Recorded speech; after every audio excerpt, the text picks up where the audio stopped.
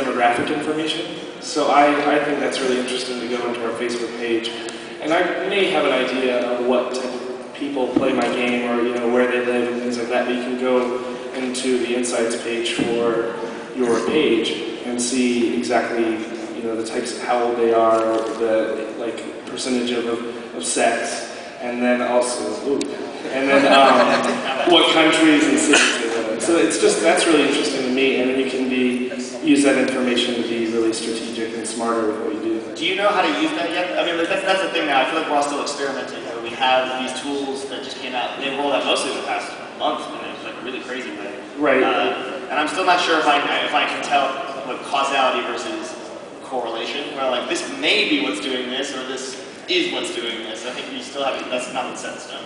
No, but I think you can do interesting things. Like I'll send out, all the links that we send out on my page are bit.ly links.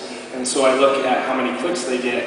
And so, for instance, when a new update comes out in our game, I get double the amount of clicks on a link in 10 minutes than I usually do on regular links in a whole day. So that's really interesting to me. Or when I post a link at 9 o'clock PST in the evening, I get way more clicks than I do in the morning. And that's because our Asian user base is logging in and playing the game. So I want to use that sort of information to be a little bit more smarter with when we post content. Because if you're posting it when your community is not on Facebook, then you're kind of missing it. Yeah.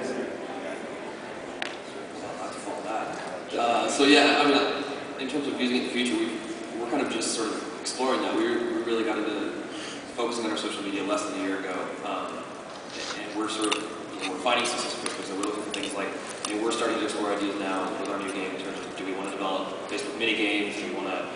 There's a lot of conversations that happen in our studio about buying an audience versus earning one, not earning one, but buying versus engaging with one directly.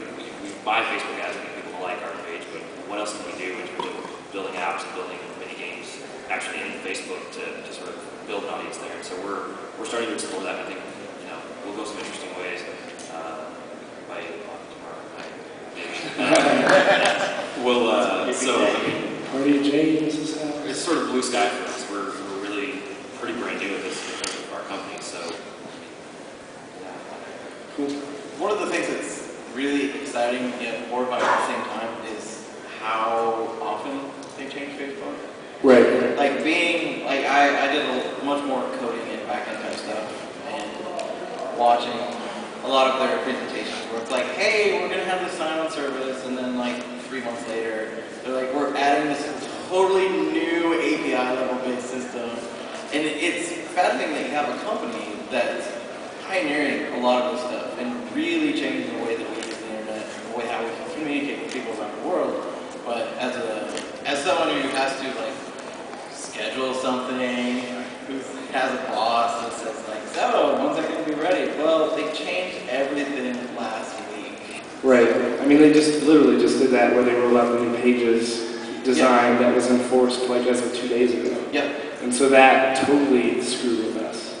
And you just have to adapt to it. yeah, I hate the fact that the tabs used to be tabs now. They get narrower. Every 4 weeks they narrow it by about 10 pixels. You got to go redo all your art and your custom tabs. It's a real pill. Yeah, there's my complaint. Google Facebook. Yeah, I looked at all very different this now. It's awesome. So, I guess we'll open up the question and answers. I mean, we are a late panel, so we might have run a little quick, but we'll just open it up for question and answers so you guys can go do some more stuff. So, Your microphone is yeah. probably